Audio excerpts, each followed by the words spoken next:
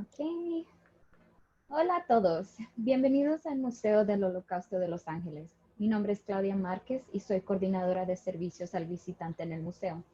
Es un placer estar virtualmente presente con ustedes el día de hoy. Para aquellos de ustedes que no han estado en nuestro museo antes, el Museo del Holocausto de Los Ángeles es el primer museo fundado por sobrevivientes en los Estados Unidos en 1961. Los sobrevivientes trabajaron juntos para crear un monumento para sus seres queridos que perecieron en el Holocausto. Cuando establecieron el museo, lo hicieron con la misión de conmemorar, educar e inspirar a las generaciones futuras. Ellos ordenaron que nuestro museo siempre sea gratuito para el público, haciendo que la educación sobre el Holocausto sea accesible para todas las personas. Aunque no podamos estar en nuestro espacio físico por el momento, todavía podemos llevar adelante su misión. En un breve momento tendremos la oportunidad de realizar un recorrido virtual por el museo. Pero antes me gustaría darle la bienvenida y gracias a CETIS Universidad de Tijuana, Baja California, México, por participar en nuestro programa de hoy. Es un placer compartir con ustedes. También invitamos al público a hacer preguntas a cualquier momento. Por favor, escríbalas en el cuadro de preguntas y respuestas o en el chat de su pantalla y nuestra docente tendrá la oportunidad de contestar y responder la mayor cantidad posible. Ahora, sin más preámbulos, les presento a mi querida amiga e increíble docente con mucho conocimiento del Holocausto. Bienvenida, Mirta Lintz. Gracias, Claudia, por tus palabras. Bienvenidos todos. Como dijo Claudia, mi nombre es Mirta Lipsik y soy docente en el museo. Esta pantalla que ven es la entrada al museo. Lamentablemente no vamos a poder hacer el recorrido como físico, pero lo más parecido posible. Y está ubicado el museo actualmente desde 2010, gracias a que la ciudad de Los Ángeles ha cedido parte de un parque muy grande y muy importante. Está ubicado sobre el parque, en el parque. Pero ustedes ven en la pantalla que la entrada es como que está todo medio escondido, porque va para abajo. El parque es un parque gigante, hermoso, y la idea fue, la de los arquitectos, la idea fue que representar de alguna manera lo que pasaba en la época del Holocausto. La vida afuera seguía y adentro era otra cosa, dentro de los campos. Esta es la entrada y salida, por supuesto, y como ven, era lo que yo decía, se va para abajo, para adentro. El museo está hecho subterráneo. Esta es una imagen general del museo, de los pasillos, donde ustedes pueden ver cómo se va haciendo más pequeña la parte de la luz para llegar a la parte más oscura de toda esta historia. Pero vamos a empezar por la sala 1, que es la sala llamada El tiempo que fue, el mundo que fue. ¿Por qué? Porque desde hace unos 5 o 6 mil años, el mundo, que era totalmente politeísta, todas las civilizaciones creían en muchos dioses, el dios de la tierra, el dios del viento, el dios del rayo, el dios del agua. Este señor que vemos en la foto a la izquierda, que vivió más o menos 5.000 años atrás, se llamó Moisés. Moisés cambió la forma de ver al mundo diferente. ¿Por qué? Porque este señor bajó con la primer tableta que existió, que ustedes pueden ver que la tiene en el brazo, y en esa tableta había 10 mandamientos. Y esos 10 mandamientos que le dijo Dios a él, hizo escribir para que lo vea su pueblo, el primer mandamiento dice, yo soy tu Dios. Y con eso cambió toda la historia. Por supuesto, estamos hablando de la religión y del mundo. Yo soy tu Dios implica hay un solo Dios, no tanto como decían los egipcios, los persas, los mesopotámicos. Y yo soy tu Dios cambió hasta el día de hoy, lo que es el monoteísmo, o sea, creer en un solo Dios. Hoy todavía hay 3 religiones muy importantes que creen en un solo Dios: la judía, la cristiana y la musulmana. Los 3 creen en un solo Dios. Como verán sobre la foto de la derecha, esos son diferentes artículos, artefactos. Nosotros llamamos artefacto a todo lo que fue hecho por seres humanos. Y son artefactos de la religión judía. La religión judía tiene un montón de reglas, por supuesto, que se fueron modificando con el tiempo, pero las básicas todavía existen. Hubo muchos, este señor llevó a la gente, ¿a dónde? A lo que se conoce hoy, o se conocía en ese momento, mejor dicho, como Judea, a la tierra de Israel, a la tierra prometida. Sí. Y su capital se convirtió en, Jerusalén se convirtió en la capital. Pero no fue tan simple la vida de esta gente. La invadieron muchísimas civilizaciones, los persas, los mesopotámicos, los romanos, y siguieron la invasión por más de 2000 años, hasta que al final la gente dijo basta, y empezó a dispersarse por el mundo, lo que se llama la diáspora, un grupo que se dispersa por el mundo.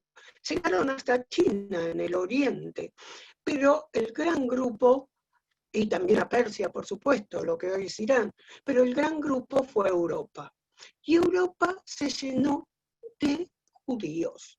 Por ejemplo, acá en este mapa ustedes pueden ver, aunque no puedan leerlo muy bien, pero está la cantidad de judíos en cada diferente país, pero países hoy, en ese momento, eran diferentes situaciones,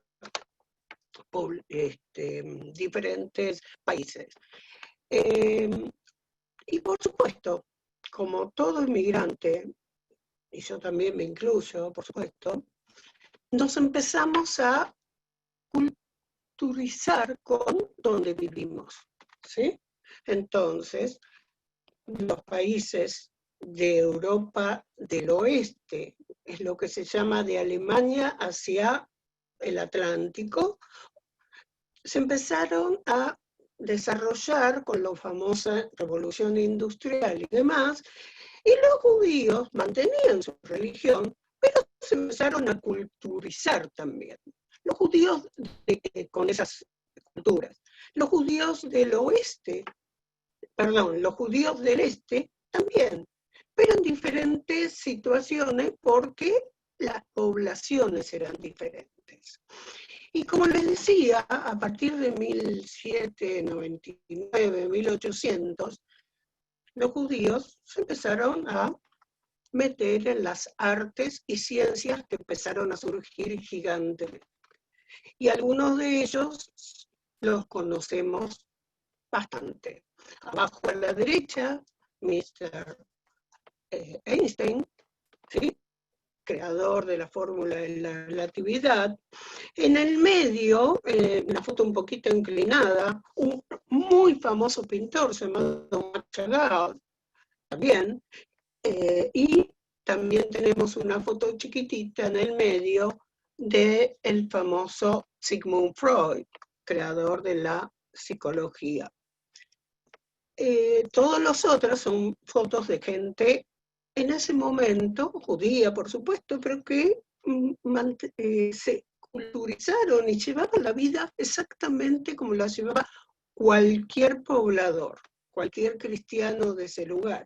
Les digo más, la foto de la izquierda arriba, ese matrimonio, esa foto de una pareja casándose, les quiero aclarar que esas fotos son de sobrevivientes, pero esa foto me recuerda muchísimo, porque es igual a la foto de mis abuelos, que eran de Odessa, Rusia hoy, casándose. Bueno, hoy Ucrania, ya no Rusia. Algunos, como el señor que vemos a la derecha, arriba mantenían más la situación religiosa que los de Europa del Oeste, porque Europa del Este se mantenía más, no antigua, pero digamos menos progresiva. Bien. Pasaron los años, pero quiero marcar primero esta colección. Esta colección de muñecas fue hecha por una sobreviviente, miembro hoy del consejo, del directorio del museo, Trudy. Trudy fue una niña cuando llegaron los nazis y se la llevaron a ella y a su mamá. Atrás ven el dibujo de ese momento, que por supuesto también fue hecho por Trudy. Trudy tiene en ese dibujo una muñeca en la mano, que era su muñeca preferida, como nos ha pasado a muchos cuando éramos chicos. El nazi agarró la muñeca y la tiró a un costado cuando se la llevó. Trudy, por supuesto, se sobrevivió y cuando se abrió el museo decidió hacer algo diferente. Y lo que hizo fue estudiar por qué ella tenía su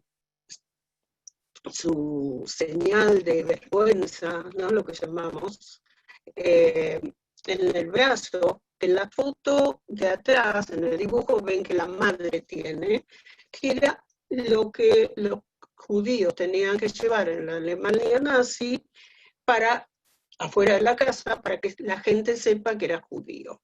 Por ella estudió de que esto viene desde el siglo X, hace muchísimos años. Y empezaron a usar marcas amarillas en el siglo XII, cuando el Papa Inocencio III dio la orden. Todo judío tenía que tener algo amarillo que lo identifique. Por ejemplo, el señor con el sombrero alto, no debería ser muy cómodo, o la señora en Egipto, perdón, en Aragón, en España, ¿sí?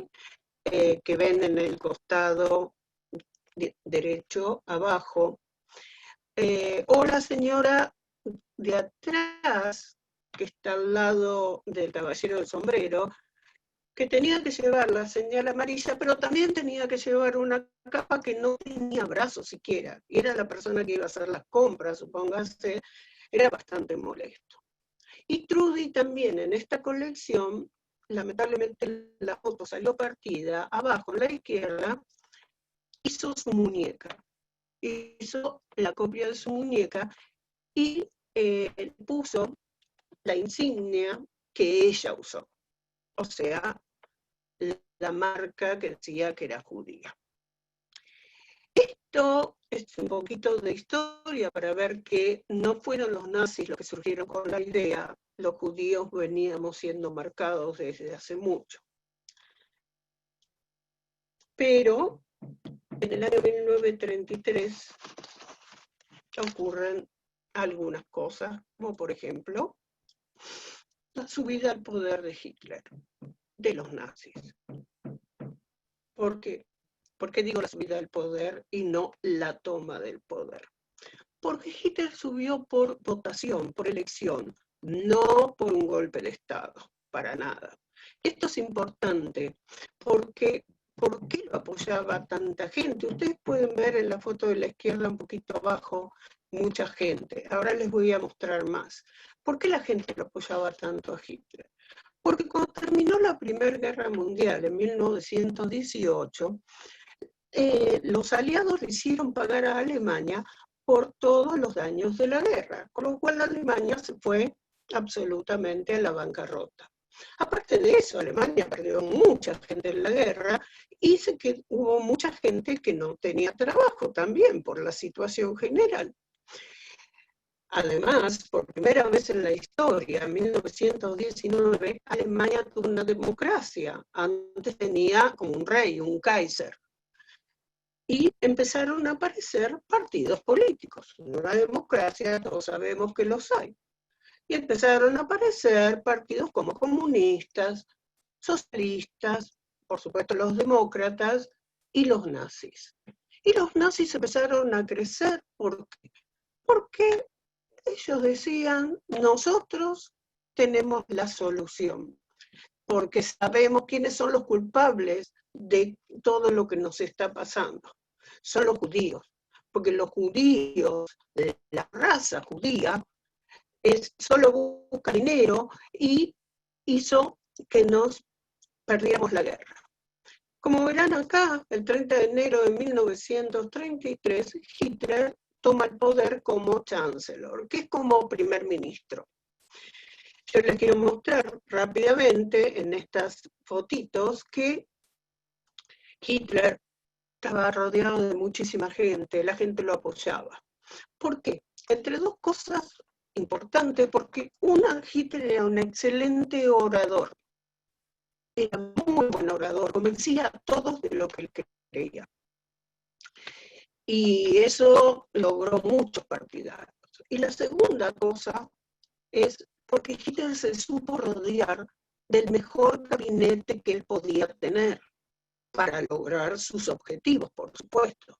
Entre ellos, ven la foto grande de Hitler con el brazo estirado en la más grande. Abajo del brazo de Hitler hay un señor sentado. Ese señor se llamaba Goebbels y él era el ministro de propaganda de Hitler. Y él fue genial haciendo propaganda, vendiendo lo malo que somos los judíos y lo bueno que eran los arios. Arios es una raza donde pertenecen los alemanes y los austríacos también. Y fueron empezando a pasar un montón de cosas, como por ejemplo, se prohibió, se quemaron los libros, se quemaron libros de todos los autores judíos y no judíos. Por ejemplo, Helen Keller, que era una escritora inglesa, pero ella era ciega, sorda y muda. ¿Quién puede aprender algo de una persona deficiente? Se rompieron negocios, muchísimos negocios. ¿Por qué? Porque eran de judíos. Y solo podían comprar los judíos, los católicos no. Perdón, los cristianos en general no. Y esto fue evolucionando hasta que en el año 1935 se declararon las leyes de Nuremberg. Las leyes de Nuremberg hacían lo que quería Hitler, o sea, demarcar quién era de raza judía. Y fue muy clara. Si tú tienes un abuelo judío, biológico, por supuesto, eres judío. Y la gente se quejaba, escúchenme, mi familia vive acá hace más de 300 años. Yo te he convertido al cristianismo desde chico. ¿Tenés un abuelo judío? Sí, lo lamento, sos judío. Por lo tanto, perdés la ciudadanía alemana, no podés estudiar en las universidades, no podés ir a la escuela, no podés trabajar en esto, en lo otro, doctores, ingenieros, nada. O sea, empezó el momento más grave. Y les quiero hacer una pequeña muestra aquí del movimiento judío. A la izquierda, en las dos fotos, pueden ver en la de arriba llevando un cartel "Yo soy judío", la de abajo marcando los negocios para que no compre la gente, y los pequeños símbolos, digo pequeños porque las fotos son pequeños, que usaban las SS, los servicios nazis o las tropas nazis en general. Y como les dije, Goebbels estaba convencido de que a los chicos había que explicarles desde muy chicos por qué era bueno ser ario y que no había manera de convivir con los judíos. Esto es una ilustración de un libro de niños, un libro de escuela de niños. Obviamente, si le muestran esto a cualquier niño, ¿quién quiere ser? Quiere ser el hombre de la izquierda. Yo también, obviamente. No la cosa de la derecha, porque esa cosa no existe. es un estereotipo, mientras que el hombre de la izquierda es alto, musculoso, rubio, con ojos claros, seguro, y tiene trabajo, ¿sí? Mientras que el de la izquierda es un animal deforme, que lo único que hace es buscar plata. Entonces, desde pequeños Goebbels empezó con la gente en general, pero con los pequeños más. Y empezaron a pasar muchísimas más cosas, todas ellas denigrantes. A los enemigos políticos, socialistas, comunistas, y a los testigos de Jehová y a los homosexuales, los llevaron a los primeros campos que se abrieron. El primero fue en Dachau, Alemania, y eran campos de trabajo, ¿sí? Por supuesto, la gente moría porque les daban mal de comer, porque etcétera, etcétera. Y empezaron a pasar otras cosas. Y en el año 1938, Hitler dijo, perdón, yo soy austríaco y los austríacos somos arios, vamos a meter a Austria adentro de nuestra gran Alemania. Y entonces anexaron Austria. En la foto en la izquierda, perdón, en la derecha pueden ver gente con las banderas nazis. Así es como lo recibieron a Hitler en Austria.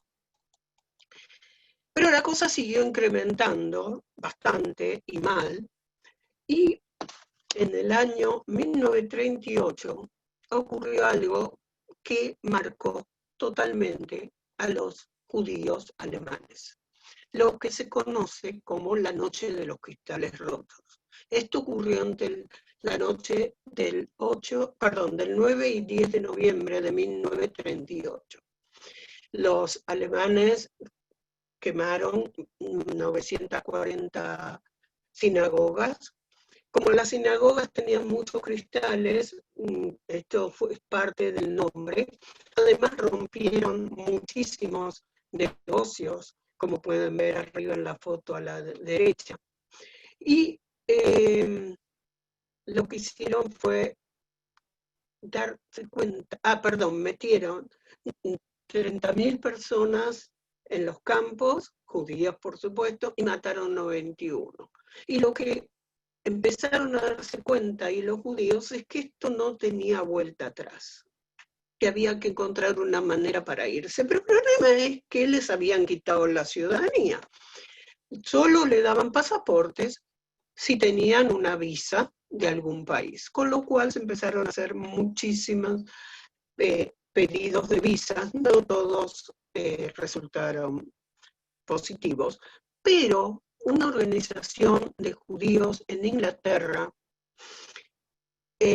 hizo un programa que se llamó el transporte de niños. Y esto hizo que se salvaran 10.000 niños. El programa provocaba lo siguiente. Les pedía a los padres, esto funcionó en Alemania, en Austria y también en el norte de Checoslovaquia, que había anexado Alemania.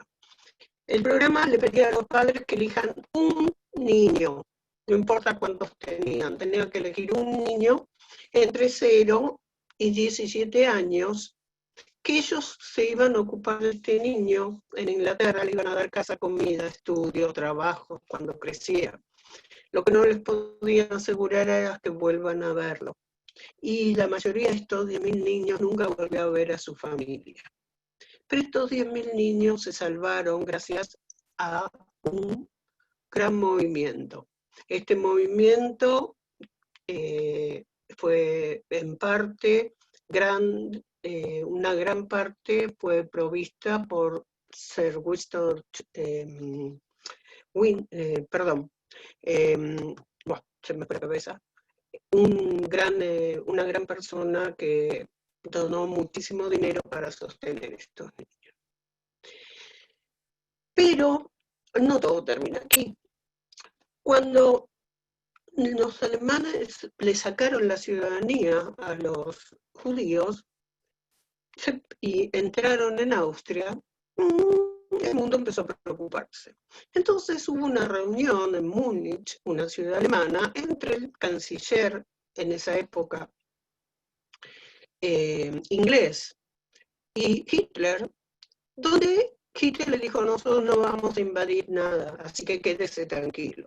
Y él dijo, el canciller inglés dijo: ok, no hay problema, entonces nosotros no vamos a declarar ninguna regla. Pero Hitler, guerra. Pero Hitler no era exactamente un hombre de palabra. El 1 de septiembre de 1939 invadió Polonia. Pero primero llegó a un acuerdo con el líder polaco, con el líder de Rusia, que era el líder en ese momento de la Unión de Repúblicas Socialistas Soviéticas, que era José Stalin. Habló con Stalin y le dijo: mira, yo voy a invadir Polonia, ¿qué tal si nos la dividimos? Polonia del Este para ti, Polonia del Oeste para mí, yo no toco Rusia. Ok, dijo Stalin. Y así fue.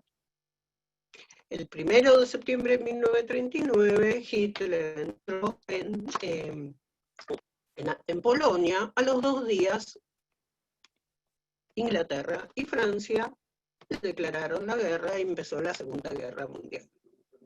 Hitler entró en Polonia y les aclaro que Polonia era el país que más judíos tenía en toda Europa. Entonces se encontró con que había muchísimos judíos y bueno, empezó a ponerlos todos juntos en lo que se llamaron los guetos. Gueto en realidad es una palabra que viene de Venecia de 1516, pero ahí los judíos vivían abiertos. Aquí eran lugares cerrados. Les doy una idea cómo estaban. En Varsovia, la capital de Polonia, había alrededor de 450.000 judíos. Los transportaron a todos a una parte de Varsovia donde vivían 15.000 judíos. Ustedes imagínense que esa gente vivía bastante hacinada, toda junta, vaya a saber cuántas personas por habitación, muchos en la calle, y empezaron a aparecer un montón de enfermedades contagiosas, difteria, tifus, no hablemos ya de liendres, todo. Y como tenían nada más que asignadas 200 calorías por día en la comida, mucha gente moría de inanición, malnutrición, etc. Estas son fotos que tienen que ver con el gueto de Varsovia. En realidad, todas las fotos de la derecha son del gueto. A la izquierda arriba pueden ver el mapa donde estaba el gueto, ¿sí? Cerrado, por supuesto, no se podía entrar y salir del gueto si no pasaba por la guardia, y nadie podía entrar y salir porque sí. Abajo podemos ver a un señor, para mí muy importante, que se llamaba Janusz Korczak. Janusz Korczak era un médico que abrió un orfanato en Varsovia y se llevaron a todos, a los chicos y demás, a el gueto. Lo más interesante de esto, él siguió enseñando y demás, él y la gente que trabajaba con él.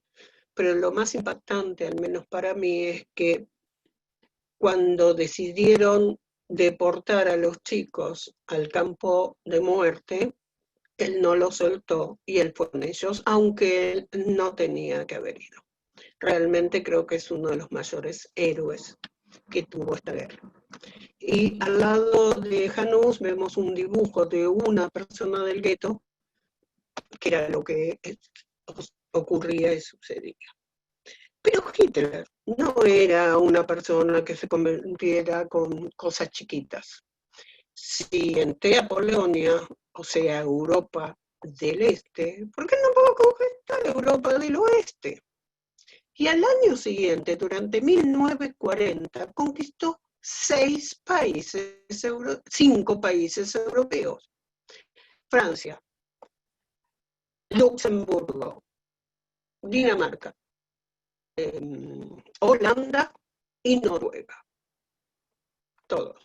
y se encontró con que los países también tenían muchos judíos. Entonces, todos a los campos en el este, todos para allá. Aquí vemos a una sobreviviente que tenemos el honor de tener en el museo, que es Betty Hayak. Ella era francesa, es francesa, perdón, y ella estuvo deportada por Hitler. La insignia que ven arriba es la que ella tenía. Es de ella, no se escapó, la tenía, como verán la palabra judío está en francés. Abajo vemos la postal que Hitler decidió tomar para mostrarle al mundo que él había tomado París. Y como hablábamos antes de las insignias, esta es la insignia que los nazis hicieron usar a los judíos en todos los lugares donde estaba conquistado. Están cada uno en su idioma, ¿sí? Y el del medio que dice Jud está en alemán, y todos los judíos tenían que usar esa insignia. Pero Hitler no era una persona de mucha palabra. Entonces, en un momento pensó, ¿por qué no puedo invadir Rusia? ¿Quién es Stalin? El 11 de junio de 1945, en la llamada Operación Barbarossa, Hitler y los nazis, por supuesto, entraron en Rusia. Con lo cual, al día siguiente, Stalin se unió a los aliados, Inglaterra, Francia, etc. Pero él entró de una manera distinta como conquistaron. Se crearon lo que se llamaron los Eisengruppen, grupos especiales para matar.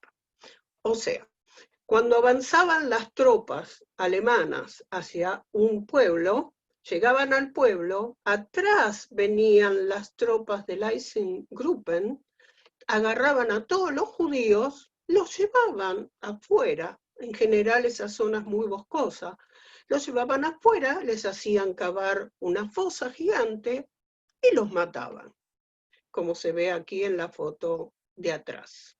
Ahora se las voy a mostrar un poquito más cerca. Aquí tenemos una fosa abajo a la derecha, ¿sí? Donde están asesinando y tirando a la gente. Y en la foto de arriba a la izquierda, como un oficial alemán, por supuesto, un Eisengruppen, mata a la madre y a la nena. Pero Hitler se quedó muy preocupado con todo esto, porque decía, esto viene muy lento, muy lento. No vamos a lograr lo que nosotros queremos. Aparte, imagínense ese pobre oficial, capaz que quedó traumado. Nosotros no le podemos hacer esto a nuestros oficiales. Con lo cual, él empezó a hacer un estudio, mandó a los médicos a hacer estudio de cómo hacer para matar más gente a la misma vez. Paralelamente a esto, en el mismo año 1941, en el 7 de diciembre, los japoneses, que eran aliados de los alemanes, bombardearon Pearl Harbor. Pearl Harbor, en Hawái, un puerto de la Armada y de la milicia, donde destruyeron muchísimos barcos, destruyeron muchísimos aviones, mataron muchísima gente. Ese mismo día a la tarde, el presidente Delano Roosevelt, Franklin Delano Roosevelt, declaró la guerra a los nazis y sus aliados, que eran Japón e Italia. Así que se unió a las otras países que ya estaban en guerra y empezaron a actuar los americanos. Pero, como se habían estudiado cómo hacer más fácil, como les dije, la matanza, el 22 de enero de 1942 hubo un momento muy importante. En Wannsee, que es un lugar muy cerca de que hay un lago, incluso muy cerca de Berlín, había una mansión, la pueden ver aquí en la foto, y Hitler le encargó al señor en la derecha, de la foto más larga, por Dios, y al señor de la foto chiquita de abajo, Eichmann, que se hagan cargo de informarle a todo el gobierno alemán que habían encontrado la solución final para el problema judío. Entonces hicieron una conferencia y estaban presentes todas estas personas que pueden ver a la izquierda en la foto, que eran parte del gobierno, y les dijeron, tenemos la solución final para poder eliminar los 11 millones de judíos que necesitamos eliminar. Esta lista que ven aquí, que está por lugares, es una foto de la lista alemana, o sea, esto estaba en los archivos alemanes. Es el número que ellos escribieron. Y que habían encontrado hacerlo a partir de gas, por lo cual tenían que construir lugares para gasear a la gente. Construyeron 6 campos de muerte. ¿Por qué digo 6 campos de muerte? Porque en los campos de concentración morían gente, pero estos estaban destinados a matar gente, a que la gente entre y muera. Los 6 campos fueron construidos en Polonia, dentro del país de Polonia. Y hubo todo un proceso para llegar a eso, obviamente. Esta es lo que llamamos la parte más oscura del museo, ¿sí? Esto no tiene luz natural, este lugar. Podemos ver un poquito, una panorámica de la zona, pero podemos ver un poquito que hay distintos tipos de movimiento, para decirlo de alguna manera. La gente llegaba en vagones, como el que ven abajo a la derecha, vagones de ganado, donde entraban 100, 150, 200 personas, grandes, chicos, viejos, enfermos, sanos, todos juntos. Les decían que los iban a relocalizar. Por eso la gente tiene, como ustedes pueden ver en las fotos, tienen algo que llevar, algunos valijas, otros bolsos, etcétera, porque los iban a llevar a otro lugar. Los subían ahí y hasta lamentablemente la foto de arriba a la derecha nos muestra, esta foto es de judíos húngaros que iban a ser llevados a campo de muerte.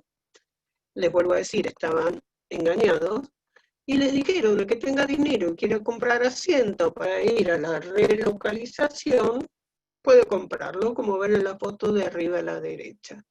Esta gente compró el ticket directamente para ir a la muerte, por supuesto, sin saberlo. Los separaban, cuando llegaban, los separaban, hombres por un lado, mujeres, niños, viejos por otro, y también hacían una selección de gente que podía servir para trabajar en el campo, electricistas, carpinteros, médicos, etcétera, etcétera. Esa gente sobrevivía quizás un tiempo. Las mujeres y los niños ni siquiera se sacaban la ropa como llegaban. Por supuesto tenían que dejar sus pertenencias, porque esas pertenencias eran separadas y enviadas a Europa, perdón, a Alemania. Esta gente, como llegaba, siga caminando, señora, por aquí, como ven en estas dos fotos, y iban directo a la cámara de gas. La cámara de gas era un lugar donde a la gente le decían, mejor que antes de ir a donde los vamos a mandar, mejor que tomen una ducha, porque ustedes tienen, bueno, primero los vamos a pelar, porque ustedes tienen, ni hablemos, están llenos de liendres, pero aparte están sucios. Algunas personas viajaron más de 2 días, algunas unas horas, depende de qué campo venían, de qué gueto venían, perdón. Entonces los vamos a duchar. Entonces, por favor, pongan toda su ropa, desvístanse, pongan toda su ropa junta y aten los zapatos, los cordones, así los pueden encontrar después cuando salían. Hasta ese momento los tuvieron engañados. Los metían en una sala, que pueden ver como eran ahora, que en la foto, de la parte de la foto grande, en la derecha, los encerraban y tiraban por el techo Zyklon B. Zyklon B es un gas usado en la industria. Zyklon B sale como si fueran pequeños granitos de sal gruesa, para darles una idea. Pero cuando tocan el piso, sale gas. Mataban así muchísima gente. En Auschwitz llegaron a matar 6.000 personas por día, lo cual obviamente es mucho. Para los que necesitaban todo esto. Pero cuando abrían la puerta y estaban todas las personas tiradas en el piso, no los sacaban los nazis. Tenían un grupo que hacían, los separaban, un grupo de judíos para trabajar, se llamaban Sonderkommander, y ellos sacaban a los cuerpos, les sacaban los dientes de oro, en esa época se usaba muchísimo, y los quemaban. Usaban crematorias hechos especialmente para eso, o en el caso de que estuvieran ocupadas, hacían una fosa y quemaban la fosa. Este es uno de nuestros sobrevivientes, Joe Alexander, mostrando el tatuaje que le hicieron en Auschwitz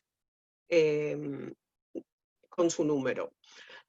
Auschwitz, porque no fueron los únicos que tatuaron, no tatuaron en ningún otro campo, pero perdían la identidad porque, como pueden ver en el traje de abajo, tenían un número inscripto y ese número era su identidad en el campo. Acá hay, por suerte, el Museo de Los Ángeles tiene la suerte de que el Museo del Holocausto de Auschwitz nos haya prestado algunos de sus artefactos. Abajo vemos, por ejemplo, algunos zapatos. Y arriba, lamentablemente, las mujeres que iban a ducharse. Esto es una muestra del campo de Sobibor. Este campo mató 250.000 personas y tuvo una revuelta muy importante donde 350 personas se escaparon, de las cuales solo sobrevivieron 50, porque no sabían que alrededor del campo estaba todo lleno de minas. De esas 50 personas, uno de los sobrevivientes falleció hace 4 o 5 años, miembro obviamente del museo, fundador, decidió hacer la maqueta exacta de cómo era el campo, de memoria. Y él salió del campo, sobrevivió y tenía 14, 15 años, pero esas cosas no se olvidan nunca. Pero como todo, para mí, esta foto es muy importante porque mataron muchísimos niños y estos sobrevivieron. Estas son fotos tomadas por aliados que llegaron antes que los maten a estos niños.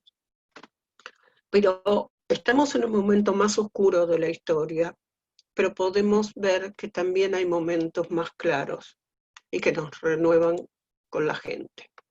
Esta es mi sala preferida, es la sala de los justos entre las naciones. ¿Quiénes son los justos entre las naciones?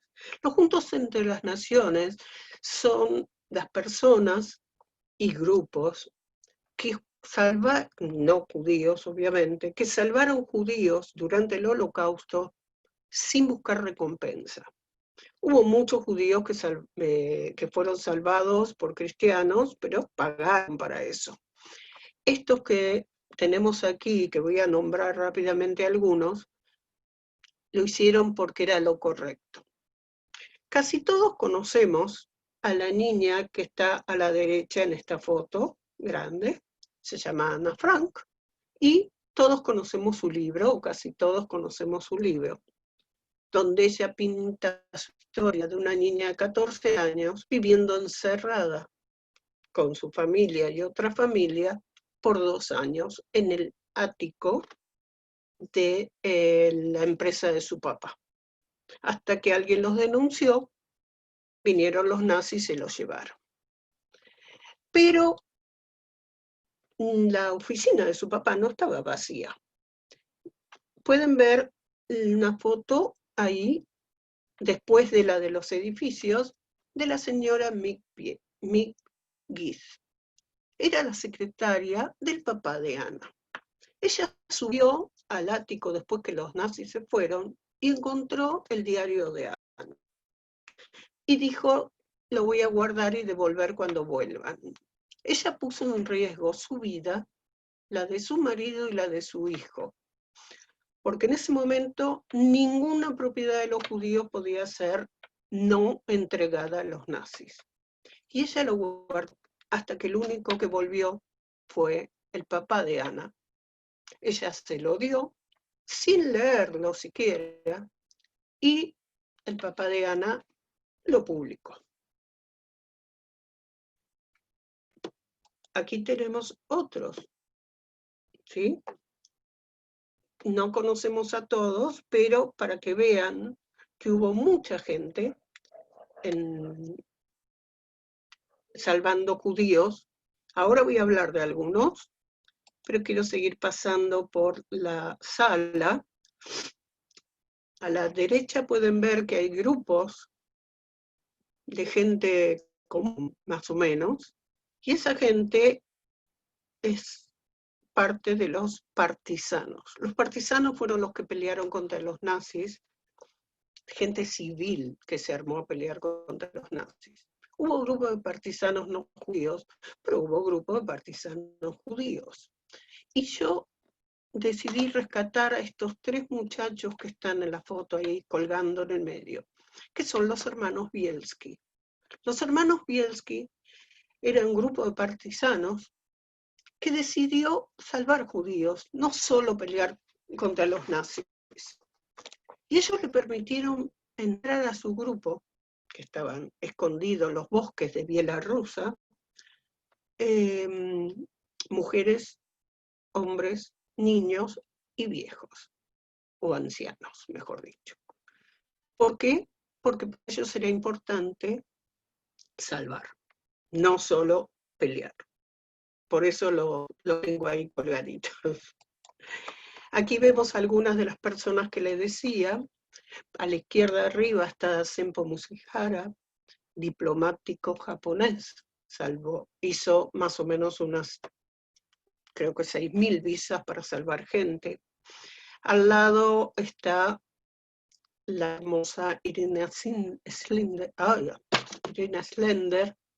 ¿sí? Digo hermosa porque realmente una muchacha bella. Ella era enfermera y cuando se declaró bien el tifus y todas las demás enfermedades en el gueto de Varsovia, le permitían entrar todos los días para ayudar con la enfermería. Y ella decidió hacer algo más que eso. Ella entraba y salía del gueto todos los días, ya vivía afuera del gueto. Empezó a sacar chicos, escondidos por supuesto, y salvó más de 1.500 niños de esta manera. Pero no solo salvó 1.500 niños, se iba dando a familias cristianas para que los adopten, sino que guardó en frascos de vidrio, enterrados en el árbol de un vecino, los nombres, las familias de cada uno de estos niños, para que después pudieran saber quiénes habían sido o quiénes eran. Realmente maravilloso. Tenemos también otros diplomáticos, como abajo a la izquierda Raúl Wallenberg, alquiló casas en nombre de Suecia, que era neutral, y metió judíos, más de 30.000 judíos en las distintas casas, pero como era nombre de Suiza la casa, los nazis no, Suecia, perdón, vuelvo a cometer el mismo error, los nazis no podían entrar. Abajo a la derecha, ese grupito de 3 adolescentes, conocido como la Rosa Blanca, era un grupito de estudiantes de medicina en Múnich, Alemania, que no les gustaba lo que estaba pasando. Entonces empezaron a armar este grupo y tirar panfletos en la universidad para que la demás gente sepa. Lamentablemente, Sophie Kroll, su hermano, y otros fueron encontrados, denunciados por alguien, encontrados y asesinados por los nazis. Acá tenemos más gente, por supuesto, es imposible que hable absolutamente de todos, pero básicamente voy a volver a esta foto porque me interesa hablar, arriba a la izquierda pueden ver la ceremonia en Israel cuando se nombra un nuevo justo entre las naciones. A la izquierda arriba ven a un pastor con su esposa, y ese pastor, Tormak, vivía en un pueblito muy chiquitito, el sur de Ben-Gurion, algo así, muy chiquitito, en el sur de Francia, antes que entren los alemanes, muy cerca de la frontera con Suiza. Un día le golpearon la puerta y el señor le dijo: por favor, pastor, ayúdeme, soy judío, me tengo que esconder. Por supuesto, pase, le dijo el pastor, y a partir de ese momento empezaron a trabajar con su esposa y su secretario y armaron un grupo para poder ayudar. Este grupo tomó todo el pueblo.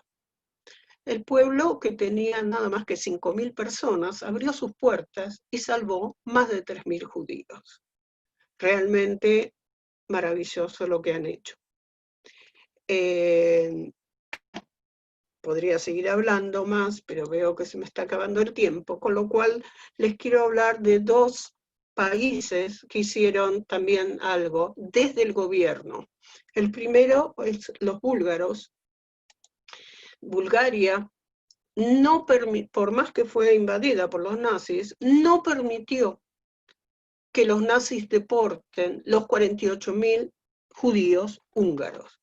Lo permitieron, búlgaros. Les permitieron deportar a los que no eran ciudadanos búlgaros, pero salvó 48.000 personas. Y el otro país fue Dinamarca. Dinamarca, que está muy cerca de Suecia, y Suecia era independiente. Las espías, los grupos de inteligencia, se enteraron que los nazis iban a venir a deportar a los 1.750 judíos que vivían ahí. Lograron meterlos en menos de una semana en distintos botes y se los llevaron en bote cruzando el mar Báltico. Es muy cerca, pero mínimo una noche, a los 1.750 judíos, y ningún judío fue deportado gracias al gobierno de Dinamarca. Esto es importante de nombrar. Otra foto que quiero mostrarles es acá grupos de partisanos, ¿sí? Y aparte de eso hubo revueltas en los diferentes guetos, campos. Los Sonderkommando, que les dije eran los que sacaban los cuerpos y los quemaban, también se hicieron revuelta, pero la revuelta más importante es el levantamiento del gueto de Varsovia. Esto ocurrió el 19 de abril de 1943 y duró más de un mes. Eran 17.000 personas que se enteraron que todos los que sacaban los deportaban para matarlos y dijeron: para morir moramos peleando. Bajo el liderazgo del muchacho que ven abajo a la izquierda, que se llamaba Mordejai Anilevich, que tenía nada más que 23 años, el gueto de Varsovia hizo un levantamiento contra la mayor armada del mundo. Perdón, el mayor ejército, no la armada. El ejército nazi. Es increíble lo que hicieron. Mantuvieron el gueto, que por supuesto fue bajado, casi todos muertos, incendiado, etc. pero lo mantuvieron durante un mes. Los 1.700 que se salvaron fueron directo a Treblinka a morir. Y me encanta poner esta foto en el medio, que es el monumento hoy en Varsovia al levantamiento del gueto, donde estuve yo, y realmente fue muy impactante reconocer que uno no puede quedar a esperar qué pasa, uno tiene que hacer algo. Realmente me resultó importante. Y con esto vamos al casi final, que es la llegada de la liberación de los campos con la llegada de los aliados a los distintos campos. En enero del 45 Rusia entra en Auschwitz, en abril del 45 estas fotos son de la entrada de Estados Unidos a Buchenwald, y realmente esto es lo que encontraron, y la maravilla del que era el general del ejército y luego presidente de Estados Unidos, que dijo Eisenhower, por favor, filmen y saquen fotos porque nadie nos va a creer. Hoy por hoy, el 30% de los jóvenes americanos lamentablemente creen que el Holocausto no existió. Y sí existió. Existió y dejó gente para siempre marcada. Esta gente tuvo un pequeño sabor de algo bueno. Se hicieron los primeros criminales, los primeros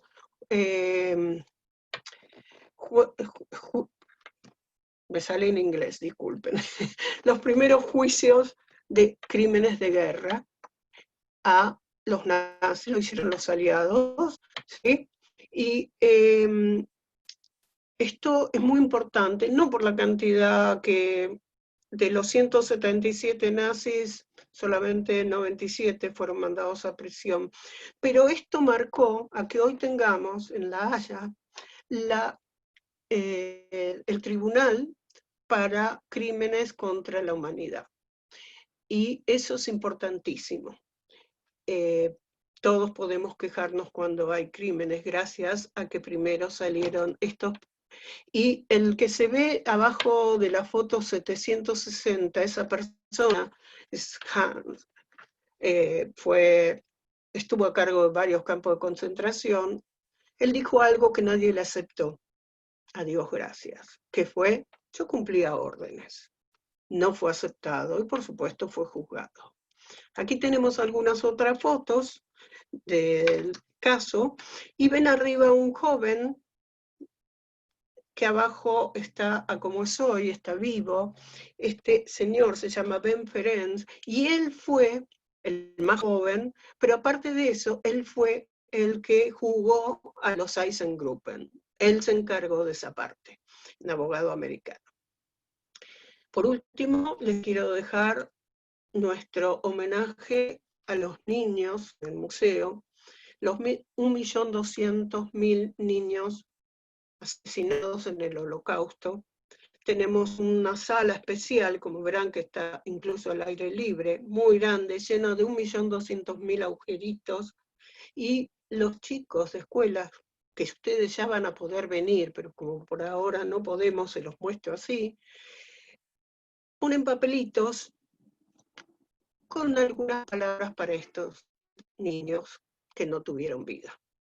Para cerrar, les quiero dejar la imagen de otro de nuestros sobrevivientes, Joe Alexander, con el árbol de testimonios. Esto es una producción de la Shoah Foundation, que funciona en la Universidad del Sur de California, que creó el director y productor Steven Spielberg.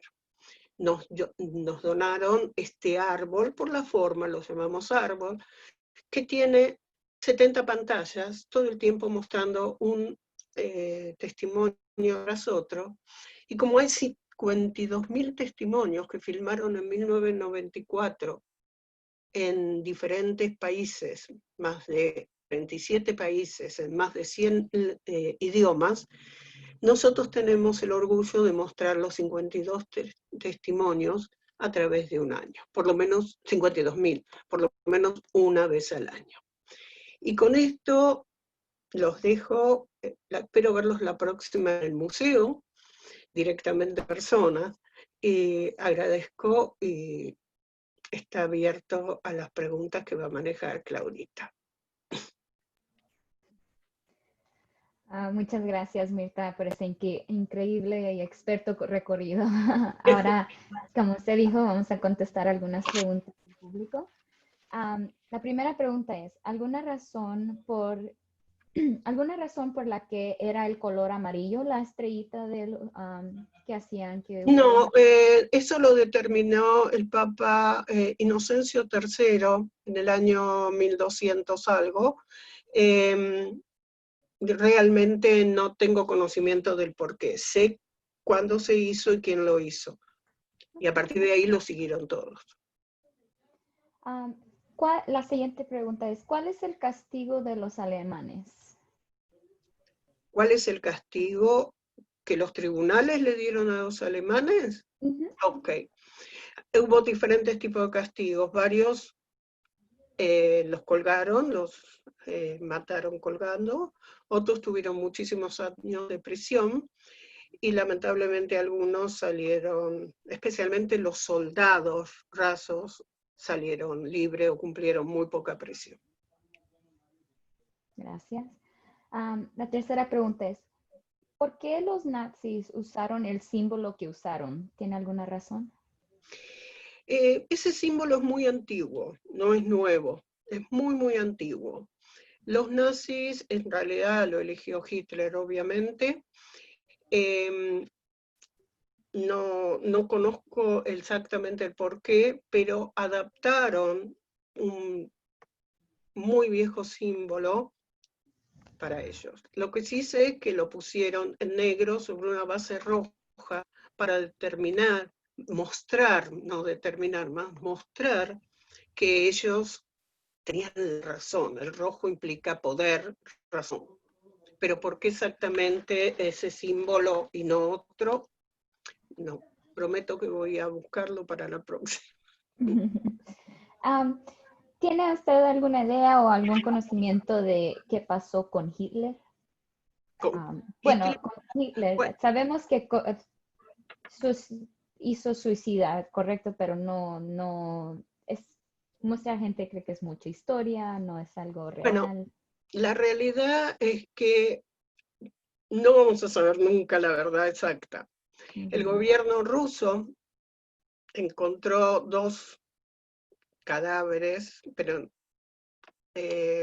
afuera del búnker donde estaba Hitler, el de él y Eva Braun, su esposa, se los llevaron a Moscú. Sé que al día de hoy está todavía conservado el cráneo. Hay gente que dice que no, que eran otras personas. Lamentablemente en esa época no existía los análisis, ¿no? El DNA, etc. Pero están escondidos, no escondidos, están guardados por más de 70 años los registros exactos de Stalin y su grupo. Con lo cual hay que creer la visión, fueron ellos los que murieron suicidados. Primero les dieron cianuro para que les sea más fácil el tomar la decisión de suicidarse. Sí. Aparentemente esa es la realidad. Otros dicen que estaba en el sur, en mi país, en Argentina. Hay varias películas mostrando esas cosas, pero aparentemente sí, se suicidaron. Ok, gracias. Otra pregunta es, ¿por qué Hitler tenía odio hacia los judíos? Bueno, exactamente el por qué personal, si había algo personal, no lo sé. Lo que él sí estaba convencido es que los judíos eran los que provocaron la crisis de Alemania, todas las crisis, y que fueron los que provocaron la Primera Guerra Mundial. Ellos llamaron a los aliados, financiaron a los aliados. Y creo que a partir de ahí, como él peleó en la Primera Guerra Mundial, creo que eso, y aparte, él decía que los judíos fundamos el comunismo, a pesar de que obviamente no fue cierto. Sí, hubo muchos judíos comunistas, obviamente, vivían muchos, pero también había muchos judíos no comunistas que se fueron después de la revolución. Entonces él decía que los judíos éramos culpables ya desde hacía años, estábamos tramando algo para destruir Alemania. Gracias. Vamos a contestar un poco más de preguntas antes de que se nos acabe el tiempo. Okay. Vamos a ver. ¿Sabe cuánto tiempo tardaban en morir con el gas? Bueno, dependía del tamaño, porque había algunas cámaras de gas más grandes, otras más chicas. En 20 minutos más o menos como promedio. Wow. ¿Se imagina Claro, aparte dependía si eran más viejos, si eran chicos, si eran mujeres sanas, obviamente tardaban más. Un poquito más. Sí. Wow. Una pregunta que tiene el público es, ¿qué pasaba si un judío no se ponía su estrella? Lo mataban. Lo mataban. Simple y sencillo. En la calle lo mataban, sí. No había duda al respecto. Lo mataban. Wow. ¿Cuántos judíos murieron al final de la guerra? Bueno, en el Holocausto, que es exactamente el genocidio de los judíos por los nazis, murieron más o menos 6 millones de personas. En la guerra murieron 12 millones de personas más, creo, o algo así, o el total es 12 millones. En la guerra en sí, hubo muchos judíos también. Claro. Ahí no sé cuántos murieron, porque se considera que fueron los soldados de acá, los soldados de allá. Claro. No tengo idea, pero en el Holocausto murieron 6 millones de personas. Gracias. ¿Usted conoce cómo sobrevivió el papá de Anne Frank? Estuvo en un campo, ¿sí? Estuvo separado de las hijas. Las hijas murieron en Dachau, Alemania, meses antes que los rescataran los ingleses. Murieron de tifus, las dos. Y el padre estaba en el campo, en la parte de hombre, pero no se enfermó. Estaba como trabajador.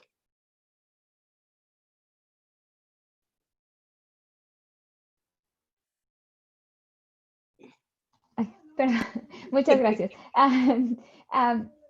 Una pregunta. Están preguntando, ¿qué es un gueto? ¿Cómo describiría un gueto?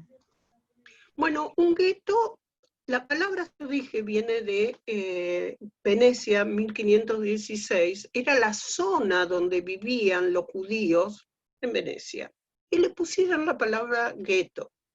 No sé por qué, pero era como el barrio, para darles una idea. Y eso estaba abierto, era la zona donde vivían, ¿ok?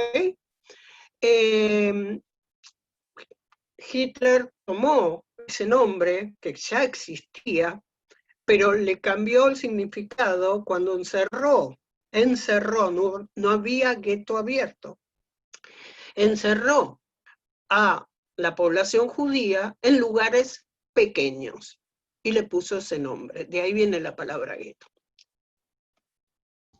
Gracias. Vamos a ver.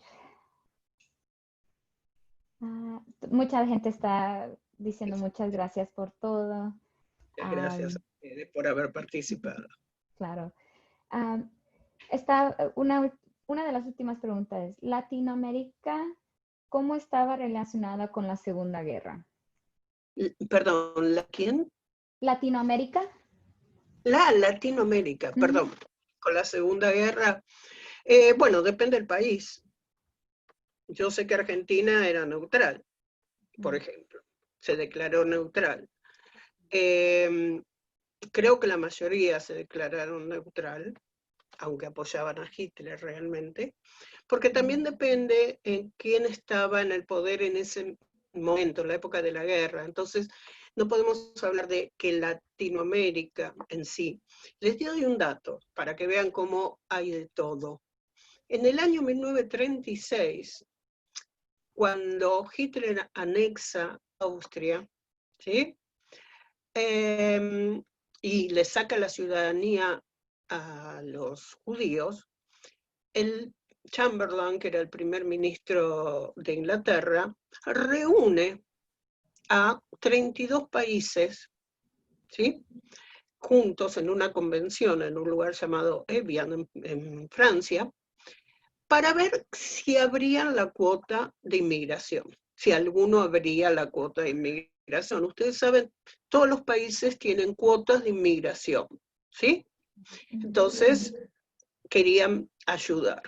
32 países estuvieron ahí, incluso Inglaterra, Francia, Estados Unidos, etcétera, etcétera. Hubo un solo país que abrió la cuota de inmigración, República Dominicana. Por eso les digo, estamos hablando de Latinoamérica en general y quizás no es tan apropiado. Dependía del país. Claro, muchas gracias. La última pregunta, y esta no creo que le preguntamos a muchos de nuestros docentes cuando van al museo, esa es una pregunta muy interesante. ¿Qué opina usted sobre todo esto?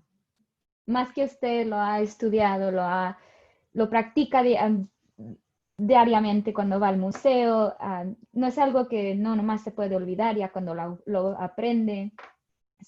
¿Qué opina usted? ¿Cuál es su opinión de todo esto? Mi opinión sobre el Holocausto es que fue si no la mayor, el mayor horror que pasó en la historia de la humanidad. Mi opinión está basada realmente, les quiero aclarar que yo no perdí a nadie directo en el Holocausto. No tengo ni supervisor, ni sobrevivientes, ni nadie directamente.